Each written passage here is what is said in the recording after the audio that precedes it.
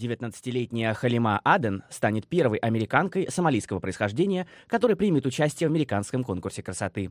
По словам участницы конкурса «Мисс Миннесота», ее главная цель не корона первой красавицы штата, а возможность донести позитивный месседж о мусульманах. Я родилась в Кении, в лагере для беженцев, и уехала из него лишь в 6 лет. За годы, проведенные в США, Халима неоднократно сталкивалась с исламофобией в отношении американцев сомалийского происхождения, проблемой, которая не исчезла и по сей день.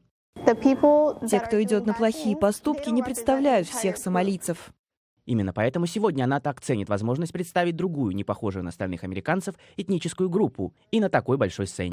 Как и остальные участницы конкурса «Мисс Миннесота», Халима будет бороться за титул в 4 разных нарядах. Правда, в конкурсе бикини для Халимы сделали исключение. Она будет выступать в хиджабе и в буркини, купальном наряде, скрывающем все тело, кроме рук, ног и лица.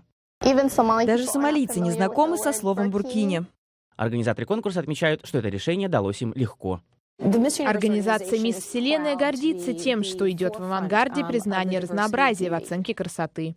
На пути к возможной победе студентка университета Сен-Клауда Халима Аден встретила много интересных людей. Даже прошлые участницы конкурса готовы помочь ей советом и добрым словом. Они учат всему, что необходимо знать конкурсантке. Это очень помогает успокоить нервы. Просто быть здесь уже счастье.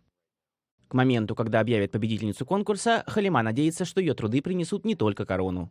Меня поддерживают много девушек, и именно это дарит мне понимание того, что все, что я делаю, стоит того. Мой совет другим — принимайте себя такими, какие вы есть. Знайте, что еще один слой одежды не определяет вас, потому что ваша красота внутри.